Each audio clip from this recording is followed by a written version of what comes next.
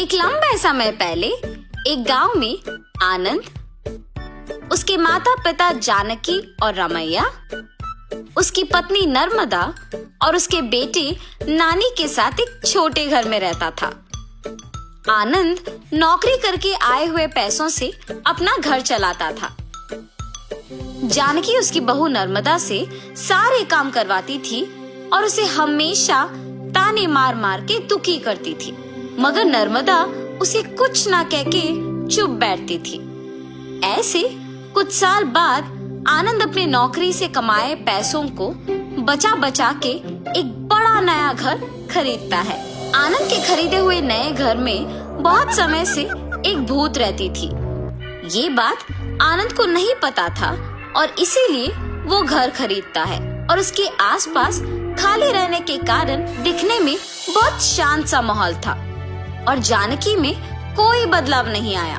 नए घर में जाने के पहले ही दिन नर्मदा की गलती के बिना ही उसे ताने मारती है। दुखी होकर नर्मदा बिना कुछ खाए और सोए अपने कमरे में जाकर रोती रहती है। तब उस घर में मौजूद भूत नर्मदा को रोते हुए देख उसके पास आती है। बगल में परछाई को देख नर्मदा तुरंत खड़े हो जाती है। तब वो भूत नर्मदा के सामने आके खड़े हो जाती है।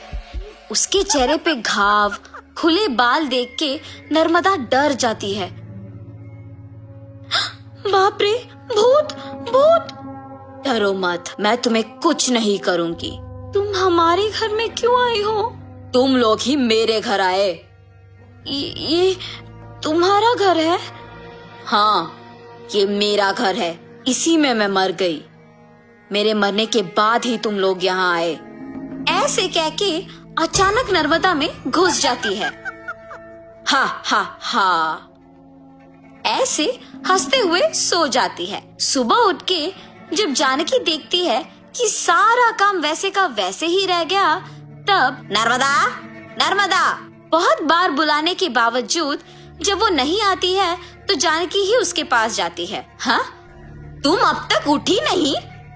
नर्मदा नर्मदा उठो! जानकी पास आके बुलाने पर नर्मदा जाग उठती है। उसकी आंखें बहुत लाल और डरावना दिखने के बावजूद जानकी उस पर ज्यादा ध्यान नहीं देती है। उठ गई? जाओ, जाके सारा काम करके चाय बना के लाओ। मेरे ही सामने जोर से बात करके मुझे काम करने के लिए कह रही हो? ये कह के उसका हाथ जोर से पकड़ लेती है। नहीं, तुम कुछ मत करो। आज से सारा काम मैं ही करूंगी, मुझे छोड़ दो। जाओ, जाके सारा काम करो। ठीक है, ठीक है। ऐसे कह के जल्दी से सारे काम खत्म करती है। ये क्या सच में मेरी बहू है?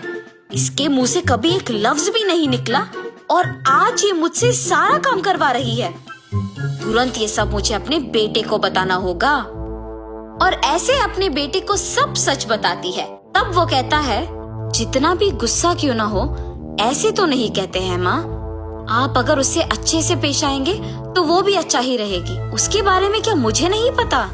उसके बेटे का ऐसे बात करने पर जानकी कुछ नहीं कहती है और अपनी बहू से डरने के कारण वो सारे काम खुद ही करती है। नर्मदा, नए घर खरीदने की खुशी में मैं अपने कुछ दोस्तों को घर बुला रहा हूँ। सारी चीजों का तुम्हें ही ध्यान रखना होगा।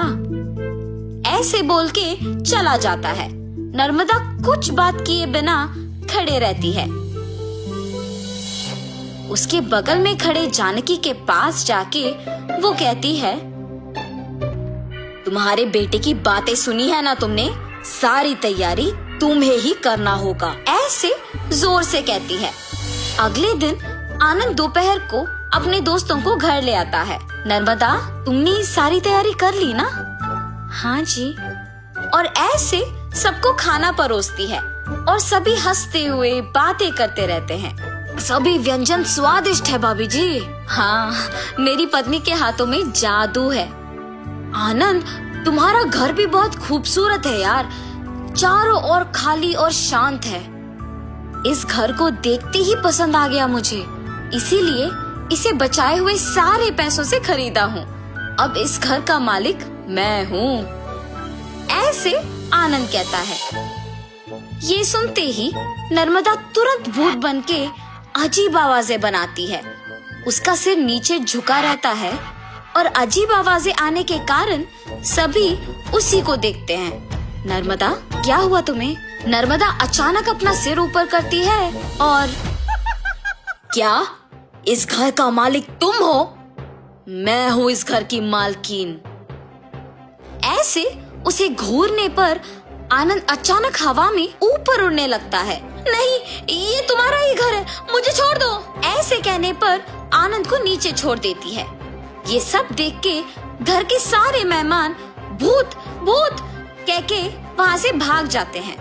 नर्मदा जैसे उसे कुछ पता नहीं है अपने कमरे में जाके सो जाती है। आनंद, कम से कम अब मेरी बातों का यकीन करोगे तुम? तुम्हारी पत्नी में भूत घुसी है, भूत। देखो आज उसने क्या कर दिया। हाँ माँ, अब हम क्या करें? एक मांत्रिक को बुलवाना ही पड़ेगा। हाँ ठीक है माँ, कल उसी के पास जाएंगे।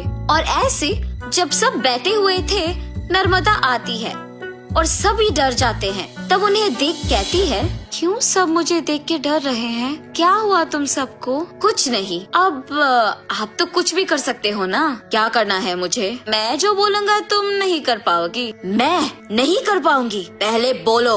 अच्छा, क्या तुम इस बोतल के अंदर घुस के वापस बाहर आ सकती हो? इतना ही, और मैं ये नहीं कर पाऊंगी? देखो। ऐसे बिना कुछ सोचे समझे नर्मदा में घुसी आत्मा अचानक उस बोतल में घुस जाती है और तुरंत जानकी उस बोतल का ढक्कन बंद कर देती है। भूत को मैंने इस बोतल के अंदर बंद किया है, अब इसे गांव के अंत में फेंक के आना होगा। और ऐसे उस बोतल को गांव के एकदम अंत में फेंक के आ जाती है। तब से जानकी अपनी गलती सुधार के अपनी बहू को ताने मारना बंद कर देती है। भूत के चले जाने पर सभी उनके नए घर में खुशी से जीते हैं।